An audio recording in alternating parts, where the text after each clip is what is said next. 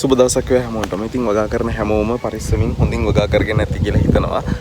අද වීඩියෝ එකක් මම කට්ටියට ගෙන්න බලාපොරොත්තු වෙන්නේ. මම මේ පොහොර සම්බන්ධව දාන වීඩියෝ සෙට් එකේ පොටෑසියම් පොහොර අපි හදාගන්න භාවිතා කරන මේ ෆිෂ් ටොනික් පොහොර එක කොහොමද අපි කරන්නේ කියලා ෆුල් රිවිව් වීඩියෝ එකක් තමයි කට්ටියට ගෙන්නේ. ඉතින් JMS හදන වීඩියෝ එකක් දැම්මා. ඊට පස්සේ නයිට්‍රජන් ගන්න අපි ජීවමුත හදන වීඩියෝ එකක් දැම්මා. ඊට පස්සේ දැන් අද මම ඔය කට්ටියට මේ වීඩියෝ එකෙන් ගෙනෙන්න හදන්නේ ෆිෂ් ටොනික් එක. පොටෑසියම් රිච් ෆර්ටිලයිසර් එකක් අපි කොහොමද හදාගන්නේ කියලා. ඉතින් ඉන් ඩීටේල් හදාගන්න අමුද්‍රව්‍ය කොහොමද හදාගන්නේ හදන ප්‍රොසෙස් එක මේ හැමදේම මම කියලා දෙනවා. ඉතින් දිගටම රැඳිලා ඉන්න කියලා ආරාධනා කරනවා වීඩියෝ එකත් එක්ක සහ channel එකත් එක්කම දිගටම ඉන්න. මේ වගේ වටිනා කෘෂි කර්මයේ සම්බන්ධව ගොඩක් දේවල් ඔය කට්ටියට දැනගන්න පුළුවන් මේ වීඩියෝ එකේදී හම්බෙමු. හරි අපි දැන් අදන්න යන්නේ ෆිෂ් ටොනික් එක. ෆිෂ් ටොනික් කියන්නේ මේ අපේ ගස් වලට හොඳට පොටෑසියම් ෆර්ටිලයිසර් දෙන්න පුළුවන් හොඳ පොහොර එකක්. ඉතින් ෆිෂ් ටොනික් හදන්න අපි ඉස්සෙල්ලාම පාවිච්චි කරනවා හොඳ මාළු ප්‍රභවයක් අපි තෝරගන්න ඕනේ. ඉතින් මාළු තෝරගatti මුහුදු මාළුන්ගේ පොඩි මාළු තෝරගන්න පුළුවන් නම් හොඳයි. ටිකක් කට්ටු වැඩිපුර තියෙන. ඉතින් සාඩින් වගේ මෙන්න මේ කාලය තමයි අපි ගත්ත සාඩින් මාළුව ටික මෙන්න මේ විදිහට අපි පොඩි විදිහට කෑලි වලට අපි ඉස්සෙල්ලාම කපා ගන්න ඕනේ. එන්නේ මාළුව පිටින් දාන එකත් අවුලක් නැහැ. හැබැයි කපාගෙන දැම්මොත් අපිට ගන්න පුළුවන් ප්‍රතිඵලය ටිකක් වැඩි. මේ විදිහට කපා ගන්න පුළුවන් ඔය කට්ටියට. ඉතින් අපි මේ විදිහට කපාගත්ත මාළු ටිකක් අපි තෝරගන්න ඕන. මේ කියන්නේ මාළු තෝරගෙන අපි කපා ගන්න ඕන. අපි ලීටර් 100ක් තමයි හදන්න යන්නේ. ඊට අමතරව MOP muriate of potash කිලෝවක් මෙතන තියෙනවා. සහ සීනි කිලෝ 3ක් තියෙනවා. එතකොට මේ වගේ 200 බැරල් එකක් අපි පාවිච්චි කරනවා හදන්න. ඒකටත් අපි වතුර පුරවගන්නේ අපි ඉස්සෙල්ලා ගත්ත මඩ් පොන්ඩ් එකෙන්මයි. මේකටත් ක්ලෝරින් වතුර ගාව ගන්න එපා. ඉතින් අපි බලමු කොහොමද විස්තරය හදන්නේ කියලා. අපි දැනට ලීටර් 100යි හදන්නේ. මොකද මේකෙන් පොඩි ප්‍රමාණයක් තමයි අපි පාවිච්චි කරන්නේ. සාමාන්‍යයෙන් 16 ටැංකියකට මිලි 80ත් 200ත් අතර ප්‍රමාණයක් තමයි ගහගෙන යන්නේ. ඉස්සෙල්ලාම අපි මාළු ටික එකතු කරගන්නවා.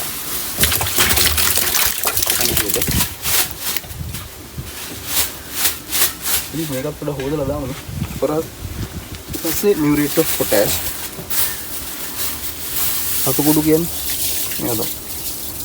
සාමාන්‍යයෙන් කිලෝ එකක් තමයි අපි එකතු කරන්නේ ලීටර් 200ක් හදද්දී. අපි සාමාන්‍යයෙන් දැනට චුට්ටක් වැඩි වෙනත් එක ග්‍රෑම් 500ට වඩා වැඩි ප්‍රමාණයක් එකතු කරගමු. මගේ ප්‍රමාණය. ඊට පස්සේ අපි සීනි. මේ සීනි එකතු කරගන්න එකේ කාරණාව ඔය කට්ටිය ගොඩක් දන්නවා ඇති. සීනි එකතු කරන්නේම අපි මයික්‍රෝබ්ස් වලට අවශ්‍ය කාබන් සෝස් එකක් ලබා දෙන්නේ. ඉතින් මේව ඔක්කොම නිර්වායක පැසීමකට තමයි අපි ලක් කරන්නේ. දැන් අද අපි හදලා ඉවරලා හොඳට කලත්තලා හරියටම දවස් 21ක් වෙනකල් අපි වහලා තියෙනවා මේකේ ඇතුලේ අවශ්‍ය කාරණා ටික වෙන්න, මේ පැහැෙන කටයුතු ටික වෙන්න. මාළුන්ගේ ඇඟේ ඉන්න මයික්‍රෝබ්ස් ලගින් තමයි ෆිෂ් ටොනික් එකේ වැඩේ වෙන්නේ. ඉතින් ෆිෂ් ටොනික් හැදුනහම ගොඩක් ගඳයි, පණුව ගහනවා. ඉතින් ගඳ දේ තමයි සාරවත් වැඩි. ඉතින් අපි ඉගෙන ගත්ත විදිහට කටියත් හදලා බලන්න. ඉතරේ මොහොම තමයි අපි මූලිකව එකතු කරගන්නේ. අපි කරගෙන යන ෆිෂ් ටොනික් එක හදාගෙන යද්දී ඉතින් ෆිෂ් ටොනික් එකට වතුර පුරවලා ඊළඟ විස්තරය අපි කතා කරගමු. අපි ලීටර් 100ක් වෙනද අපි 200 බැරල් එකකට වතුර දාලා තියෙන්නේ. මේකත් හොඳට කලවම් කරලා හුලම් පොදක්වත් යන්න තියෙන වහලා තියෙන්න ඕන හරියටම දවස් 21ක්. අද ඉඳන් හරියටම දවස් 21ක් ගණන් කරලා අපි මේක අරින්නේ. දවස් 21කින් අරිද්දී ඉතින් වීඩියෝ කැලකුත් මම දාන්නම්.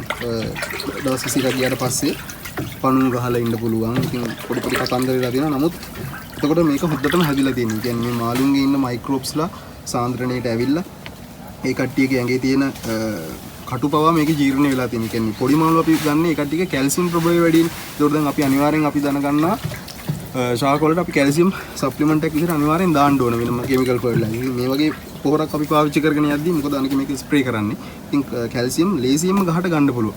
ඉතින් මොකද කැල්සියම් හොඳටම මේ ද්‍රාවණයේ දී වෙලා තියෙනවා. ඊට අමතරව පොටෑසියම් අපි MOP එකතු කිරීමත් එක්ක හොඳට පොටෑසියම් මේකේ දී වෙනවා. ඉතින් ගස්වල හොඳට මල් හැදිලා ඵලදාව වැඩි වෙන්න ගොඩාක් බලපාන පොහොරක් තමයි ෆිෂ් ටොනික් එක.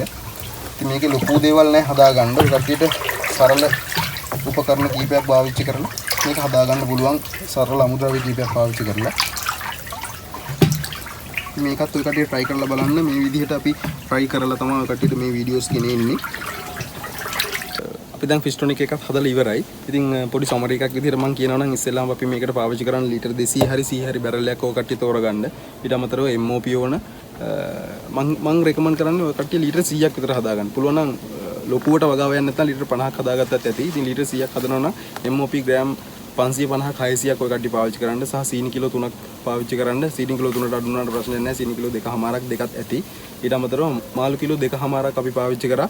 අපි මේ ලීටර් 100 නිෂ්පාදනය කරගන්න. ඊට අමතරව හොඳ වතුර සාම්පල්යක් අපි පාවිච්චි කරන්න ඕන. ක්ලෝරින් අඩංගු වතුර පාවිච්චි කරන්නේ නැහැ. ඉතින් ওই විදිහට තමයි අපි පිස්ටොනික් එක හදාගන්නේ. ඉතින් දවස් 21ක් අපි හුලම් පොදක්වත් වදින්න නැති වෙන්න හොඳට වහලා තියලා දවස් 21කින් තමයි අපි මේක ඕපන් කරලා බලන්නේ. ඉතින් 21ක් වෙනකොට ටිකක් ගඳයි. හොඳටම ගඳක් එනවා. නමුත් මේකේ වාසියක තියෙන්නේ මේ එන ගඳ සහ මේකේ අර නැචරල් ඉන්සෙක්ට් රිපලන්ට් ගතියක් ඇති වෙනවා මේ ගඳ හින්දා. ඉතින් ක්‍රුමින්ට ඒක සුදුසු වාසස්ථානයක් වෙන්නේ නැහැ. මේවා අපි ඇප්ලයි කරන්න. ඉතින් ඒ කට්ටිය ඉබේම පළවා හැරෙන්නත් මේක ගොඩක් වැදගත් වෙනවා.